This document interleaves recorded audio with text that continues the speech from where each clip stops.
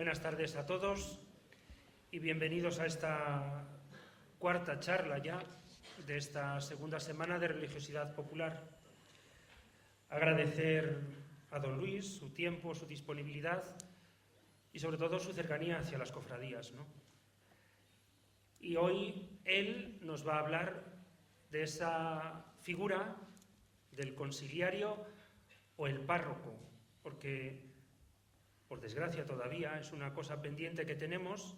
Hay algunas cofradías que no tienen consiliario. El párroco actúa de consiliario en muchas ocasiones. Entonces, don Luis nos va a explicar esas figuras y le escuchamos pues muy atentamente. Buenas tardes, amigos. La verdad es que me alegra participar en esta segunda semana desde este lado, ¿no? Después de haber escuchado estos días las diversas charlas, igual que el año que viene, y desde una primera palabra de agradecimiento. A mí la verdad es que siempre, de alguna manera, la cercanía a lo que las cofradías realizan, fundamentalmente, ¿no?, en una diócesis como la nuestra, empezando, diría yo, por Medina de Rioseco. Yo soy de un pueblo cercano a Medina de Rioseco. Esta ciudad, Medina del Campo, siempre el participar en actividades realizadas en Semana Santa por las cofradías y luego en otras expresiones de la religiosidad popular, ¿no?, enlazan con una pasión que yo he vivido desde joven en esta ciudad, ¿no?, y es la importancia de lo que ocurre en la calle, de la importancia de lo que pasa en las plazas, en las calles, como lugares de encuentro, como lugares donde también hacemos presente nuestra condición de ciudadanos, en este caso concreto nuestro, de creyentes. Si Francisco, el Papa que preside la caridad de la Iglesia en este momento, nos invita a todos con especial fuerza a salir, de alguna manera podríamos decir que la devoción popular manifestada en la calle ya ha salido, ya está fuera. Quizás la insistencia que hemos escuchado estos días, ¿no?, en las charlas que hemos escuchado por parte, primero, de nuestro señor arzobispo, don Ricardo, y después de dos sacerdotes jóvenes para la media de lo que tenemos en nuestra iglesia que peregrina en Valladolid, ¿no?, Julio y Oliver, ¿no?, oírles hablar con pasión, ¿no?, del ideal que nos planteamos vivir, ¿no?, es porque Francisco nos invita a salir a la calle, pero no a salir a dar una vuelta, sino a salir acompañando de alguna manera la salida que Jesús quiere hacer para llevar su anuncio, que es buena noticia, y de alguna manera poder expresar con nuestras propias manos la misericordia que brota del corazón de Cristo. Esta diócesis, esta ciudad, y digámoslo aquí en este solar, ¿no?, en este sitio tan vinculado al corazón de Jesús, tiene un manantial desde donde poder cultivar esto que estamos llamando devoción popular, religiosidad popular, y darla carne y forma de diversas maneras, ¿no? A veces, en la vida de la Iglesia, perdonadme este prólogo antes de empezar a hablar de curas, que es lo que me toca a mí esta tarde, ¿no?, a veces se plantea un falso dilema en la vida de la Iglesia, que es el falso dilema entre la religiosidad popular y lo que pudiéramos llamar su alter, la religiosidad ilustrada. En un momento dado, después del Concilio Vaticano II, hay como un auge de religiosidad ilustrada, un deseo de conocimiento de la palabra de Dios, estudiándola incluso tratando de sacar de ella hasta lo que no tiene, con un esfuerzo, ¿no?, de procesos formativos, de impulso de la catequesis, de cultivo de la intelectualidad. Sin duda ninguna, este esfuerzo le necesitamos en la Iglesia. Pero cuando se viven las cosas modo moderno, de manera como de dialéctica de contrarios, cuando la afirmación de una cosa parece que tiene que llevar consigo siempre la negación de otra que está al lado, se produce un desequilibrio, que seguramente es una de las patologías de nuestra comunidad eclesial. O bien un subrayado tan grande de la emoción, de los aspectos estéticos, del aspecto que la propia vida cristiana, vida creyente, que la propia religiosidad como una dimensión de lo humano es capaz de concretar, pero con una carencia a veces de reflexión, de interiorización, de vida orante en unas determinadas claves, de compromisos.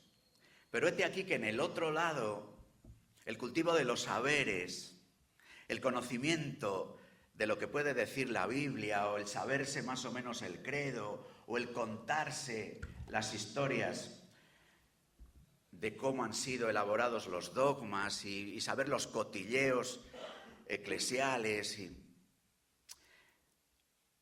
a veces nos deja fríos, porque falta emoción. Y la vida religiosa es también emoción. También eso que queremos expresar, que va más allá de la emoción con la palabra piedad. En estos días hemos escuchado al obispo lo que la Iglesia pide. Hemos escuchado al director del Centro de Espiritualidad hablarnos de una genuina espiritualidad cofrade. Escuchábamos ayer hablar a Oliver de lo que la palabra cofradía, hermandad y más allá de la palabra, lo que la experiencia de fraternidad cofrade puede significar de nosotros, viviéndolo con toda su exigencia. Ante esto, ante este baño que en esta Semana de Religiosidad Popular os estamos dando, de identidad de la vida de las cofradías, de propuesta del ideal de lo que la vida cofrade, de lo que la hondura de una experiencia de espiritualidad en torno a Jesucristo, a la Virgen, especialmente en algún rasgo de su vida, podemos un poco como tener la impresión de, bueno, ¿cuánto? Y de sentirnos como desbordados e incluso a veces juzgados. Yo creo que en lo humano siempre hay un peligro. O que nos veamos desde el ideal que nunca somos capaces de alcanzar con las manos y que normalmente termina derivando en ideología. O que nos veamos solo desde la fragilidad, desde los errores, desde la impotencia, y pensemos entonces que no merece la pena plantearnos cosas porque pensamos que somos nuestros errores o pensamos que solo somos nuestras ideas. En realidad, amigos, y qué bien se expresa en una procesión, somos peregrinos. Somos seres en camino. Hay un don que nos precede, un don que nos acompaña, un don que nos espera. Pero nuestro camino es un camino de fragilidad, es un camino limitado. Por eso vivamos las propuestas de estos días, no como quien coge el ideal y le arroja, como una especie de echar en cara que no vives lo que tendrías que vivir. Ni cojamos tampoco lo que somos, nuestra realidad limitada, frágil, para decir, ya está, somos así, no podemos ser de otra manera, siempre se ha hecho así, como dice Francisco en su carta Evangelii Gaudium, sino que este coloquio, sabiéndonos peregrinos entre el ideal y la fragilidad, sea también algo tan típico de una procesión, la oportunidad de un paso adelante, la oportunidad de pensar que es posible que juntos, arrimando el hombro, podamos dar un paso adelante en nuestra vida eclesial y comunicar a quienes quieran escucharnos lo bueno que es creer en Dios, lo bueno que es sentir la cercanía del Dios encarnado, lo bueno que es querer recibir su aliento. Hablemos, pues, de curas. Las cofradías sois asociaciones públicas de fieles. Se ha insistido mucho estos días, incluso se han citado números del Código de Derecho Canónico. ¿Qué queremos decir con esto? Que en las asociaciones públicas hay un compromiso del ministerio pastoral de realizar un acompañamiento. Que en lo que en una asociación pública se trata de expresar, como lo que las hermandades y cofradías sois, es algo valioso para la vida de una iglesia que quiere estar presente en el mundo, y eso compromete al ministerio pastoral. El ministerio pastoral está comprometido con la vida de toda la iglesia, está comprometido con la vida de todos los creyentes que participan a su manera, todos lo hacemos a nuestra manera, en la vida de la iglesia, que participan de la Eucaristía del domingo, a veces de manera intermitente, que acuden a la iglesia a demandar servicios religiosos, a pedir el bautismo para los hijos, a celebrar acontecimientos de la vida de las familias, ¿no? Claro, para eso el ministerio pastoral, con lo que significa, ofrece una disponibilidad para todos. Pero en las asociaciones públicas de fieles hay un compromiso del ministerio pastoral de una cercanía, de un vínculo sobre el vínculo que ya existe con cualquier bautizado, con cualquier persona que se acerca a la comunidad cristiana. Vamos a ir viendo cómo llegamos a eso.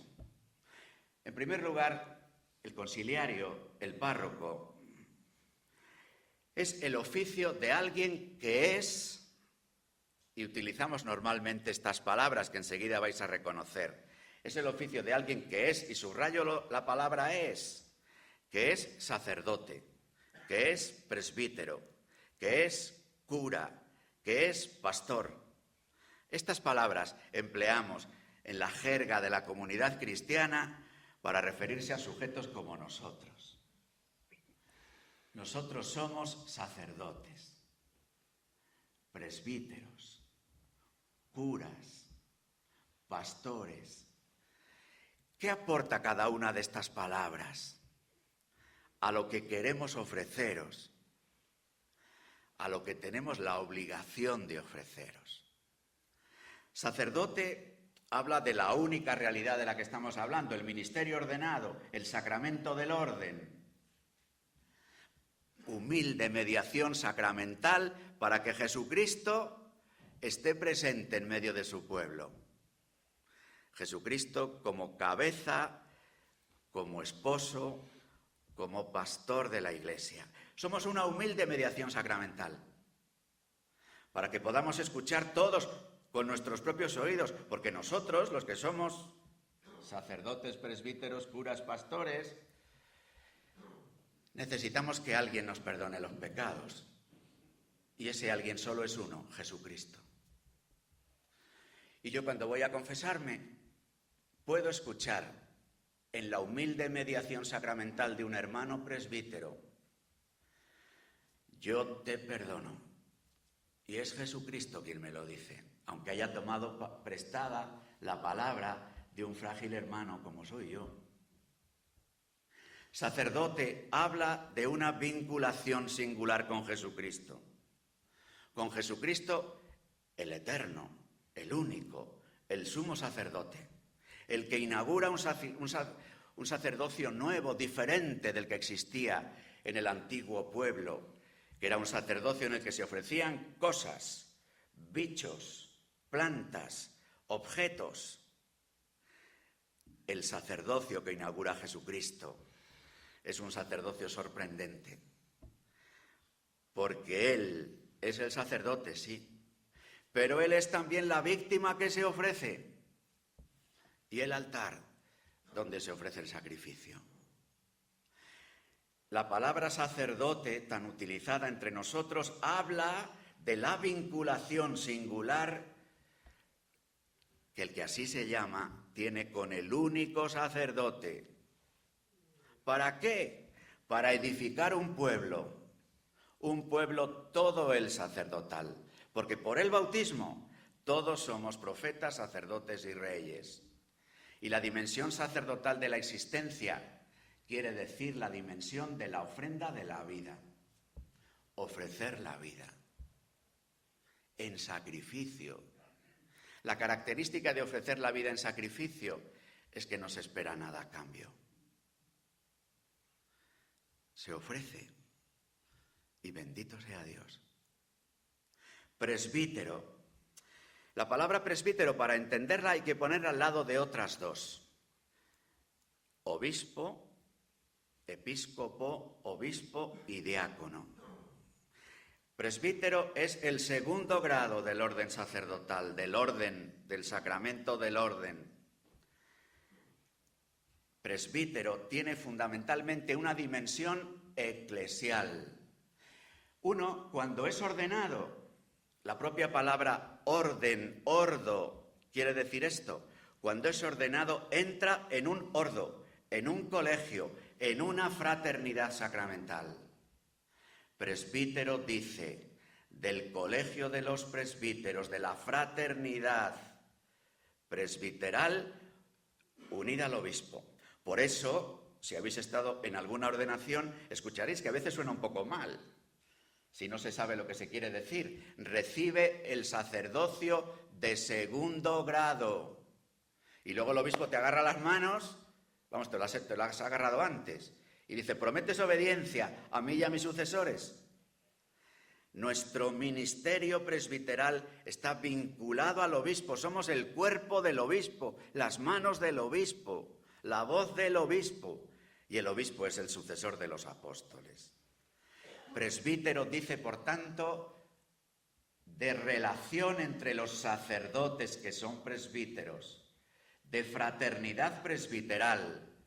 Los 250 presbíteros de la diócesis de Valladolid, unidos al obispo, tenemos la responsabilidad del pastoreo de toda la iglesia de Valladolid.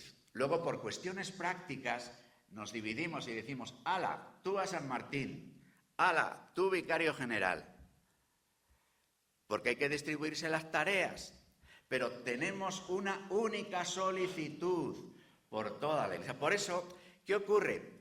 Que en la tentación de todo presbítero hay el ser un mini obispo y creerse él en su parroquia o en su cofradía o en su comunidad o en su capellanía o en su lo que sea, el obispo de la diócesis, y hacer por sí y ante sí, y reírse de los planes pastorales y de lo que haga falta, porque eso tiene una explicación histórica, pero no es el momento de entretenernos en eso. Pero el Concilio Vaticano II, que trata de rescatar con fuerza la dimensión sacerdotal y la dimensión presbiteral del único sacramento del orden, trata de que caigamos en la cuenta de que si nuestro ministerio está unido a los apóstoles, y los apóstoles eran 12, y Jesús les envió de 2 en 2, que esa forma fraterna de ser es nuestra manera de estar, habría de ser esto. Pero ya os dije antes que el ideal le vivimos en la fragilidad. Si ayer Oliver nos decía a todos, ¿no?, con fuerza, que los cofrades tenemos que ser de una manera singular, hermanos, hoy yo puedo decir con fuerza que los presbíteros tenemos que ser, vivir, aparentar en el mejor sentido de la palabra, no como apariencia externa, sino que lo que somos desde dentro aparezca afuera, como verdadera fraternidad. Vosotros veis claramente que dejamos algo que desear, que a veces os escandaliza que uno tenga un criterio y que en la parroquia de al lado, en la cofradía de al lado, haya no ya solo un criterio distinto en la legítima distinción en las formas de pastorear que todos hemos de tener, sino diferencias gordas. Por eso, como no se trata aquí de que nos arrojemos unos a otros el ideal o el don que el Señor nos ha dado, sino que humildemente veamos cómo unos y otros podemos ayudarnos, aunque a veces la forma de ayuda sea una corrección, la forma de ayuda sea una paciente espera, la forma de ayuda sea comprender los defectos del prójimo, los personales y los institucionales. Es alguien que es sacerdote, que dice de Cristo, presbítero, que dice del obispo, de la iglesia, del presbiterio, cura. Seguramente la expresión más popular, la expresión más arraigada en el seno de las comunidades cristianas. Cura, para que se entienda bien hay que decir la expresión entera, es cura de almas. Y cura de almas dice de la relación personal. El alma que cada uno de nosotros llevamos, que es el gran don de Dios, que ha puesto en nosotros su semilla y la vida eterna, desde el primer instante de nuestra concepción, habla de nuestra singularidad, de nuestro yo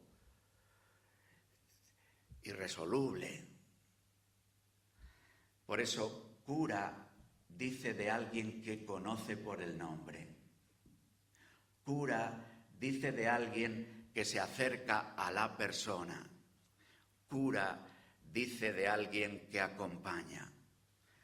Cura habla de una relación de tú a tú, para expresar un cuidado, una solicitud, una atención. Todas estas palabras, en la Iglesia después del concilio hubo un debate sobre estas palabras. Había algunos hermanos que decían, no, el concilio ha hecho aparecer la palabra presbítero y ha enterrado la palabra sacerdote, porque sacerdote tiene reminiscencias del Antiguo Testamento.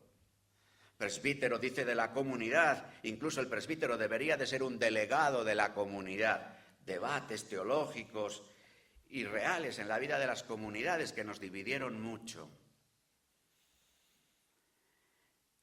Tan es así que Santo Padre San Juan Pablo II, de feliz memoria, cuando convoca un sínodo sobre la vida, el ministerio, la formación de los presbíteros, escribe un texto y utiliza la expresión pastor. Pastores dabo vobis. Os daré pastores según mi corazón. Y con la palabra pastor y sus resonancias bíblicas, querer ofrecer como una especie de síntesis. Por otra parte, es una expresión querida en el diálogo ecuménico, porque nuestros hermanos de la tradición luterana, a sus responsables eclesiales, les llaman, como bien sabéis, habitualmente pastores. Pero en la resonancia bíblica y en lo que Juan Pablo II subraya con la expresión pastor, sería como una síntesis del que da la vida, porque el buen pastor es el que da la vida por las ovejas, sacerdote.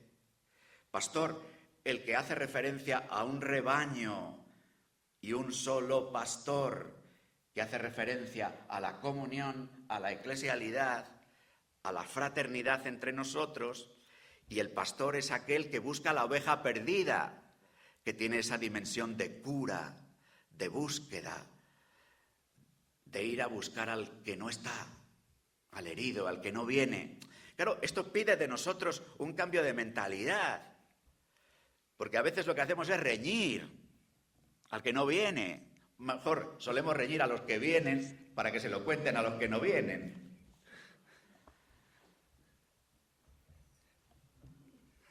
Pero a lo que somos enviados es a salir y a buscar. ¿Recordáis la imagen? A traer a hombros o en hombros a la oveja que, además de estar perdida, lo mismo está herida. Y a la que hay que acoger y cuidar, pastor. Bueno, ¿ves? Por tanto, el conciliario, el párroco, es un oficio, pero un oficio de alguien que es sacerdote, presbítero, cura, pastor. Pero este oficio se ejerce en un ministerio que es común luego a cualquier tarea sacerdotal, presbiteral, de pastor, de cura en la vida de la Iglesia. Este oficio es el que expresa el triple oficio de la vida de la Iglesia, el triple ministerio de la vida de la Iglesia. Nosotros estamos llamados a ofrecer algo que no es nuestro. Estamos llamados a ofrecer la palabra de Dios que no es nuestra. Estamos llamados a ofrecer la gracia de Dios que no es nuestra. Estamos llamados a ofrecer la caridad de Dios que no es nuestra. Estamos llamados a ofrecer la palabra y por eso predicamos la palabra. Estamos llamados a ofrecer la gracia a través de los cauces de la gracia, de los sacramentos. De una manera singular, el perdón y la Eucaristía. Estamos llamados a presidir la caridad de la comunidad cristiana. En una caridad que no es nuestra y que está en el pueblo santo también, aunque no sea de él, porque es de Dios, pero a través del bautismo, a través de la iniciación cristiana, a través de los sacramentos, el pueblo santo es depositario de la caridad. En la forma de caridad política, en la vivencia de la vocación laical. Caridad política, es decir, caridad vivida en medio de la polis, de los asuntos, de la vida familiar, de la vida laboral, de la vida de vecinos, de la vida de las calles y las plazas. No digo caridad política solo en el sentido más moderno de la comprensión de lo político, solo en una traducción partidista o partidaria de lo político, sino una expresión más noble, más ancha, más universal, más católica de lo político. El presbítero al que el Señor le ha dado la caridad pastoral preside la caridad, preside, la organiza, la alienta, la impulsa, pero no es dueño de la caridad que el Señor ha derrochado a manos llenas en todo el pueblo de los bautizados, que renueva ese don cuando comulgamos la caridad misma, que es Jesucristo, en la Eucaristía. Palabra, liturgia, culto, caridad. En un ministerio que atraviesa todos estos, que es un ministerio de reconciliación y de comunión. Los presbíteros, sacerdotes, curas, pastores, tenemos cualquiera que sea luego nuestro encargo concreto, ayudar a caer en la cuenta de que formamos todos parte de un solo y único pueblo, aunque lo hagamos en estancias distintas, aunque realicemos actividades o tareas diferentes, pero somos un único pueblo, un único pastor, que seguimos a un único Señor, que tenemos una única meta, que es ir al cielo, hermanos. Ese es el horizonte final de la gran procesión de la existencia. Ese es el punto de llegada, ese es el lugar innegociable del recorrido. Podemos negociar otros recorridos de la procesión de nuestra existencia, pero hay un punto del recorrido innegociable, que es saber acertar con el recorrido, con el camino que nos lleve al cielo. Ministerio de reconciliación y de comunión, porque la vida, aunque ha surgido de la comunión, la Trinidad, y aunque camina hacia la comunión, se desarrolla en una existencia que vive las consecuencias del pecado. Conviene decir esto, precisamente cuando tantas de vuestras cofradías, precisamente lo que cantan, lo que alumbran, lo que expresan, lo que enseñan, es que Jesucristo ha muerto para el perdón de los pecados. Es que Jesucristo ha dado la vida y ha sufrido los golpes y ha resucitado de entre los muertos, antes descendiendo a los infiernos y pasando 3 días en el sepulcro para el perdón de los pecados. El pecado es una realidad. No podemos entender muchas de las cosas que pasan. Mira que se da vueltas a lo de la corrupción. Mira que han salido leyes. Mira que dicen ahora que hay que sacar leyes nuevas. Mira que se buscan. Pero hay algo inevitable, y es que la mano humana es pegajosa. Y si puede quedarse con algo que no es suyo, a veces lo hace. Y que la lengua humana tiene capacidad de decir mentiras para defender la propia fama, para salir del paso. Hermanos, el pecado existe. Y hay asuntos que las leyes humanas solas no van a solucionar, aunque sean convenientes, aunque tengan que realizarse. Ni tampoco podemos llevar todos un policía al lado para ver si pagamos el IVA o no le pagamos, que también eso es una forma de corrupción.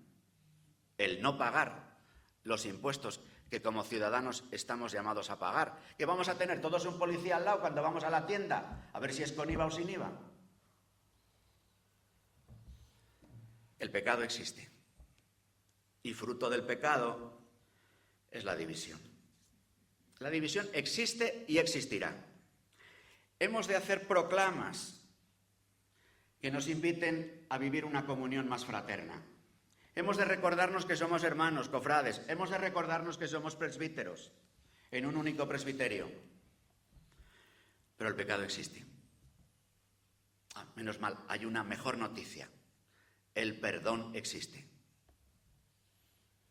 La sangre de Jesucristo se sigue derramando por nosotros, para nuestro bien. Es Él el pontífice. Fijaros que esta palabra, que eso resuena como tan grande, tan alta, el sumo pontífice. Hablamos del Papa. El pontífice es el que hace puentes, pero más aún, en el caso de nuestro oficio, ser puente, no solo hacer puentes, sino ser puente, es estar dispuesto a hacer lo característico de un puente, que es que uniendo 2 orillas, los peatones y los vehículos pasan por encima.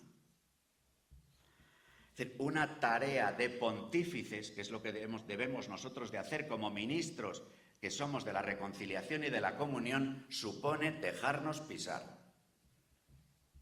Porque eso es lo que hace un puente. Une 2 orillas y se deja pisar. Esto es imposible, hermanos, si no fuera por la gracia de Dios, si no fuera Él el que nos sostuviera. Por eso un cura, ¿cómo no va a celebrar la Eucaristía todos los días? Si no, no puede vivir, no puede dejarse pisar. No puede. Porque del corazón humano no sale dejarse pisar. Del corazón humano sale que si te pisan, algunos se enteran. ¿Veis? Es un oficio de alguien que es. es un oficio de alguien que ejerce un ministerio. Entremos ya en el oficio conciliario. Es todo lo dicho anteriormente, que se hace predicación y formación. Estamos hablando de cofradías de la devoción popular. No estamos pidiendo a las cofradías de la devoción popular que tengan una dimensión de vida comunitaria, de vida formativa, de vida de formación bíblica, de no se sabe qué nivel. Estamos hablando de la devoción popular, de algo que cualquier persona de buen corazón, con deseos de acercamiento al Señor, pueda vivir, sabiendo que, por ejemplo, en lo que se refiere a nuestro camino en relación con la Biblia, que tanto se ha resaltado aquí estos días, de alguna forma, toda nuestra gran tradición tiene que ver con el deseo de presentar fotos de la Biblia en la calle. Por eso, qué bueno es que a esta altura del tiempo no somos siglo XVI, cuando no existía la posibilidad siquiera de poder leer la Biblia, porque no existían las casas, porque estaba escrita en una lengua que no entendíamos. Hoy ya no es el caso. No se trata de pedir que seamos especialistas en Biblia, pero sí poder acoger en la predicación, en la formación. Tampoco se trata de montones de cursos o de cursillos, sino aprovechar lo que estamos haciendo. Pero esto, por ejemplo, ¿cómo cultivar mejor? Responsabilidad de los conciliarios, pero con la colaboración de los que tenéis estos encargos en las cofradías, en las directivas. ¿Cómo organizar nuestros triduos, novenarios, diversos actos de culto o penitenciales para que respondan a una determinada propuesta de predicación de la palabra, de anuncio del Evangelio? Porque a veces ocurre, no es que tenemos esta novena que la venimos haciendo así desde hace 40 años o 200 y no la podemos cambiar. Bueno, predicación, formación, cultivo de la iniciación cristiana. Os pongo algún ejemplo concreto de algo que un conciliario podría cuidar especialmente en las cofradías, por supuesto con vuestra colaboración. Ayer se dijo, no se puede ser cofrade si no se está bautizado, y es verdad. Pero ¿puede acercarse un no bautizado a una cofradía? Si se acerca un no bautizado a una cofradía, simplemente le damos un portazo y le decimos, no estás bautizado, no puedes ser cofrade. ¿O escuchamos por qué viene? Y tratamos de acompañar su deseo, el que sea en ese momento. Podríamos ofrecerle luego la posibilidad de dar un salto, que lo mismo la cofradía como tal no puede hacer, pero que existe en la diócesis. Un catecumenado de adultos, la posibilidad de bautizarse. A veces las cofradías nos decís, ¿por qué no podemos hacer primeras comuniones en nuestras sedes? Los que tenéis sede propia, u otros diciendo, ¿por qué no hacen todos la primera comunión aquí, aunque sean de otra parroquia? La primera comunión no es la última. Podríais organizar en las cofradías segundas comuniones, terceras comuniones. ¿Por qué no organizar cada año un acto especial de la cofradía con los niños cofrades que hayan hecho la primera comunión? Porque la primera no es la última. Porque la primera comunión se vive allí donde está la pila bautismal y donde hacemos todo el recorrido de la iniciación cristiana, en la parroquia. Pero eso no quiere decir que otras instituciones no podamos ayudar con la falta que nos hace en la iniciación cristiana. Por ejemplo, podríais plantearos cuántos cofrades mayores de 14 años no están confirmados y ofrecer en la cofradía, que podéis hacerlo, una catequesis de confirmación de mayores de 14 años en relación con la parroquia, con las parroquias en donde estáis especialmente implicados, pero como grupo propio.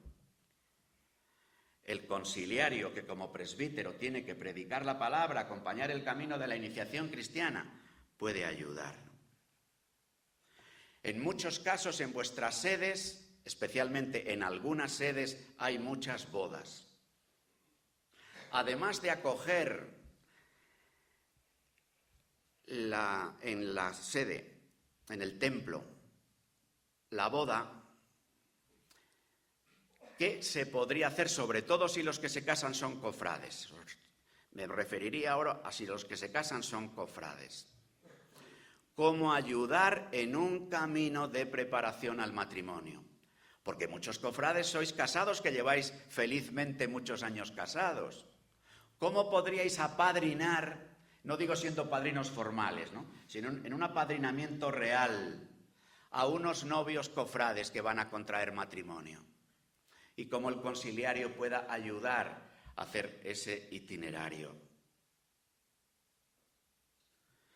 Muchas veces nos encontramos en la situación del mundo urbano en el que nos toca vivir, muchos ancianos que viven solos.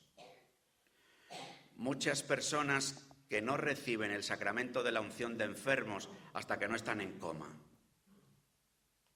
Cómo esa fraternidad de los cofrades, sabiendo que algún hermano cofrade está enfermo, está grave, está solo, ¿cómo expresar la cercanía?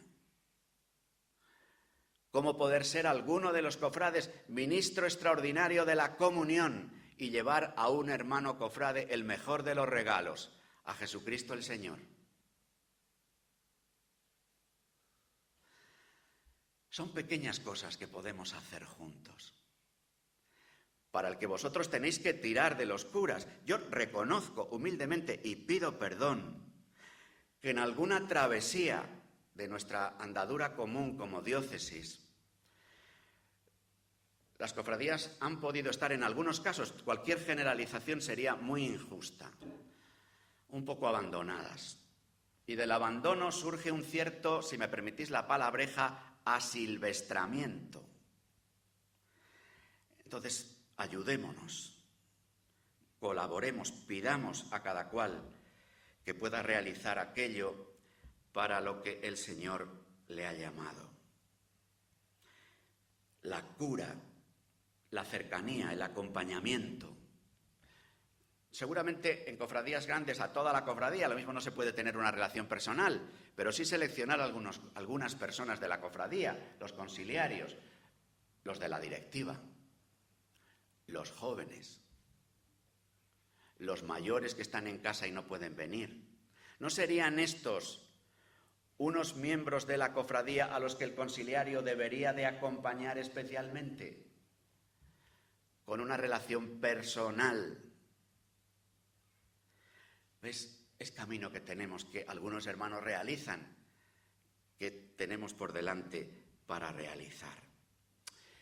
Conciliario es una función que realiza un hermano presbítero, y por todo lo que os he dicho de lo que significa ser presbítero, es también una tarea compartida. Por eso, en el servicio de ser, lo que dice el código, asistentes o capellanes vuestros, en el código no aparece como tal la palabra conciliario, es una tarea que realiza uno, pero que cuenta con la ayuda del común. ¿Cómo se expresa la ayuda del común? En primer lugar, el conciliario nato es el obispo. Por eso él firma el decreto en el que se crea una cofradía. Por eso él es el que nombra a los presidentes de la cofradía, el que envía al conciliario. Al lado del obispo está, digamos, las diaconías que están más cerca del obispo, la vicaría general, los delegados. A mí me alegra mucho que desde el año pasado, y precisamente por la primera semana de religiosidad popular, desde el encuentro que hubo con el delegado de jóvenes, desde entonces haya habido varios encuentros de jóvenes cofrades con el delegado de pastoral juvenil. Es otra manera en la que el presbiterio diocesano realiza tareas propias de conciliario. El obispo, a través del vicario general, se encuentra a veces con las directivas de las cofradías, en el caso de la Semana Santa con las juntas de Semana Santa, y desde ahí nos planteamos, pues aliento, consejo, apoyo, escucha, comunicación de proyectos diocesanos. Vosotros mismos, por iniciativa propia o a través del conciliario, invitáis a otros presbíteros a que prediquen una novena, realicen tal o cual acto de los que organizáis como cofradía. Es decir, que la tarea de conciliario se realiza personal y comunitariamente. Lo realiza un presbítero y al mismo tiempo el resto del presbiterio diocesano en algunas personas colabora o ha de colaborar. El conciliario ha de recordar la identidad y acompañar los pasos para crecer en la identidad, en la espiritualidad, en lo que nos hemos dicho estos días, encontrando en el conciliario una ayuda. Yo creo que es una cosa que expresa muy bien lo que el conciliario puede ser, que los estatutos de vuestras cofradías y hermandades digan: el conciliario, cuando participa en las juntas de gobierno o en los cabildos o en las asambleas plenarias, tiene voz pero no tiene voto. Esto es algo estupendo, porque lo que el conciliario pueda hacer en relación con la vida de la cofradía depende de su autoridad, de la autoridad eclesial y de la autoridad personal. La autoridad eclesial es un don que recibe, la autoridad personal se la ha de ganar en el trato, en la relación, en la cercanía, en la servicialidad. Entonces su palabra resonará de forma especial. Aunque no tenga voto, aunque luego a la hora de organizar las cosas sois los que sois, quienes tenéis que tomar las decisiones. Vamos a acabar haciendo alguna mención al párroco. Como Manuel ha dicho antes, en muchos casos párroco y conciliario coinciden. Montones de pequeñas cofradías de nuestras parroquias rurales tienen en el párroco el único conciliario, de cofradías del Carmen o del Corazón de Jesús o de cualquier otra cofradía, ¿no? Entre nosotros, también en las ciudades grandes de la diócesis, ¿no?, los párrocos son conciliarios, pero además de los párrocos aparecen otros sacerdotes. Es una tarea intercambiable. Lo que ocurre es que el párroco tiene unas características que, aun siendo conciliario de la cofradía, no puede renunciar. Y a veces incluso eso puede dar lugar a algún tipo de problemas que, en el mejor de los casos, si desde el presbiterio pudiéramos hacer que, sobre todo en las parroquias grandes, además del párroco, hubiera conciliarios de las cofradías, pues es algo que deberíamos de conseguir. Bien sabéis que nuestro número, como el propio obispo nos recordó el otro día, urgiendo a la pastoral vocacional en las cofradías, pues tampoco nos permite muchas alegrías, el número y la edad. Pensad que en Valladolid en este momento, de los 240 y tantos presbíteros diocesanos, 90 tienen más de 75 años. Es verdad que muchos, esos beneméritos hermanos mayores de 75 años, muchos son los que se están prestando servicios en tareas de conciliarios o de ayudaros en diversas celebraciones o actos de culto y demás, ¿no? El párroco es un ministerio vinculado al territorio, mientras que las cofradías tienen una dimensión de agrupación personal no vinculada al territorio. Manolo es el párroco de San Martín, pero en San Martín está la cofradía de la Piedad y en la cofradía de la Piedad los cofrades no tienen por qué ser de San Martín, son de muchas diversas parroquias de nuestra ciudad. Entonces, ahí hay una diferencia, la territorialidad del párroco, la vinculación a una asociación personal del conciliario. El párroco que preside la caridad de esa comunidad cristiana asentada en un territorio tiene una obligada solicitud por todas las personas y por todas las realidades que existan en el seno de la comunidad cristiana y además con el deber de promover cuantas mejor cosas mejor, incluso abriendo la puerta para que puedan llegar diversas realidades. Necesitamos sumar en nuestras parroquias. Muchas veces nuestras parroquias se ven la realidad de nuestras comunidades cristianas impotentes para ser matriz que inicia la fe. Humildemente tenemos que pedir ayuda a otras realidades, a realidades personales, a nuevas comunidades, asociaciones, a movimientos, para poder realizar lo que a veces nosotros con nuestras solas fuerzas no podemos. Y claro, todo esto pide una entrega, una solicitud del párroco. El párroco en relación con la cofradía, y además si la cofradía tiene conciliario, tiene sobre todo una responsabilidad de ser vínculo de comunión y de todos aquellos aspectos que desde la cofradía, en relación con la iniciación cristiana, en relación con la celebración de los sacramentos, en relación con la vivencia de la caridad, puedan vivirse, ofrecer los cauces parroquiales para que eso se pueda vivir. Lo mismo decimos, una cofradía piensa que puede sacar adelante un grupo de confirmación. Lo mismo, ese grupo de confirmación puede unirse a la realidad de confirmación que exista en la parroquia. Podría ser, ¿no? Entonces, ese vínculo de comunión, ese poner en relación con toda la vida parroquial y la vida diocesana. Quiero terminar haciendo, si me permitís, como un alegato final, resaltando una misión que los presbíteros, los sacerdotes, los curas, los pastores, tenemos como algo indeclinable. Os decía antes que nosotros estamos vinculados al obispo y a su vez, en la comprensión católica de la Iglesia, los obispos, los 12, están unidos y vinculados a Pedro.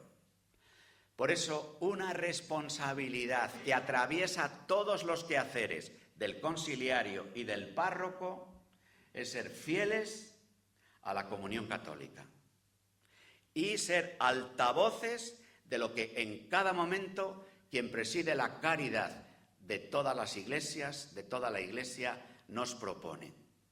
Santo Padre Francisco, en realidad, dando voz a una gestación que se ha ido produciendo en los últimos pontificados, nos ha dicho: pongámonos en todas las regiones de la tierra en estado permanente de misión.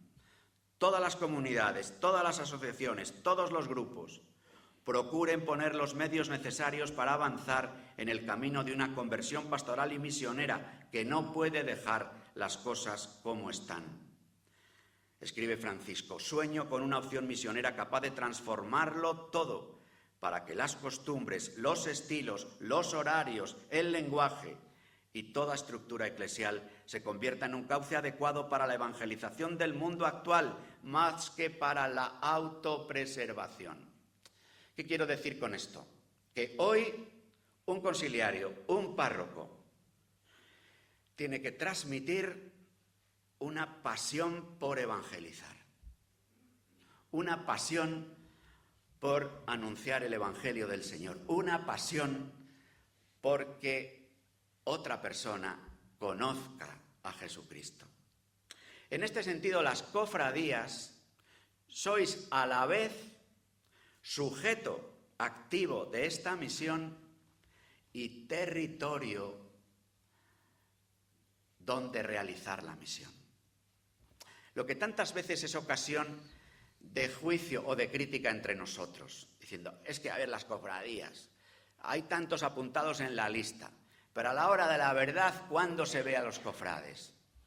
Algunos, bueno, en la temporada alta, en la Semana Santa y en el día de... Bueno, pasemos de una fase de reproches a una fase de pensar en que bendito sea Dios, los que están apuntados, los que vienen aunque sea una vez al año, los que se acercan con el motivo X, Y o Z. Son una posibilidad concreta, un rostro concreto, un nombre concreto al que poder invitar a dar un paso en su vida, al que poder evangelizar. Por eso, como las cofradías somos al mismo tiempo sujeto y destinatario de la evangelización, qué importante es que en cada cofradía haya un pequeño grupo de hermanos locos que quieran ser discípulos misioneros, que quieran hacer de la cofradía un cauce para evangelizar en esta tierra nuestra, en este momento concreto de la historia. Al mismo tiempo, sujetos, un pequeño grupo, un grupo de locos. Ojalá que entre ese grupo de locos estuviera el cura, el conciliario, el párroco, que dijera cómo en nuestra parroquia podemos tener un fermento de evangelio, un fermento de vida cristiana que sin echar en cara nada, abra las manos, anuncie el evangelio, cure heridas, potencie lo positivo que hay en la otra persona, acoja desde lo que la otra persona sabe hacer, desde lo que puede, desde lo que vive, para ir poco a poco dando pasos, sabiendo que somos peregrinos y que nuestra peregrinación es siempre en la fragilidad. Pero en la peregrinación hay una certeza: Jesús es el camino. En la peregrinación hay una certeza: María, nuestra Madre, la Virgen, siempre viene con nosotros al caminar.